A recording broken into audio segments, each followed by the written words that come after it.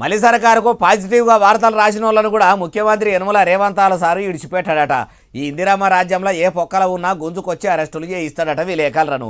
పొగిడినట్టు కూడా వార్తలు రాసినాక అరెస్టులు చేయించుడేందే బాలన్న, అట్లే వాళ్ళకి కనిపించే ఇట్లా చెప్పబడితే అంటారా? ఇగో తలసాని సార్ అంటున్నాడు నొర్రి. పొలిటీషియన్ అయిపోయింది, ఇంకా మీ ఫోర్త్ ఎస్టేట్ మీద ఉన్నది మీకు.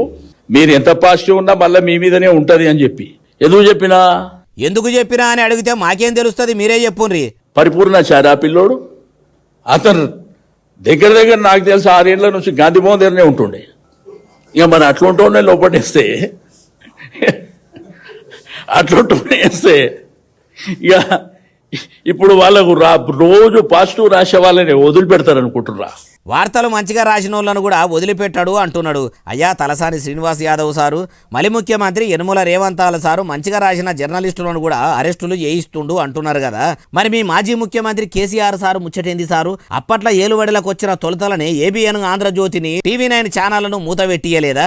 మీరిట్లా చెప్తుంటే ఎట్లున్నదంటే ఓ దొంగతనం చేసిన మనిషి వెనక ఉన్న మనిషి ఇంకో దొంగ గురించి శుద్ధి చెప్తున్నట్టే ఉన్నది. అయినా ప్రజాస్వామ్యంలో 4వ స్తంభంగా ఉన్న జర్నలిస్టులు కూడా ఉన్నట్టు రాయాలి. ప్రజల పక్షమే ఉండాలే గాని కొందరు మీడియా జర్నలిస్టులు ఏ ప్రభుత్వం అధికారంలో ఉంటే ఆ పార్టీకి వంతవాడు, ఒకటే జోకుడు, వార్తలు రాసుడు, పార్టీకో ఛానల్ కూడా మోపాయ, ఎవల గురించి వాళ్ళే డబ్బా కొట్టుకునుడు, ఏది నిజమో ఏది అబద్ధమో తెలియని పరిస్థితి. ఈ నడమ సోషల్ మీడియా వచ్చిన కాడ నుంచి నిరీ అద్మానము, అసలు ముచ్చట ఏందో ఉత్తముచ్చటేందో తెలియని పరిస్థితి దాపురించింది. నివద్దే చెప్పాలంటే నిజం నిలబడ్డంత సేపట్ల అబద్ధం ఆడకట్టు అంతా తిరిగొచ్చినట్టే అవుతుంది అంటుర్రు ఈ ముచ్చటిన్నోళ్ళు.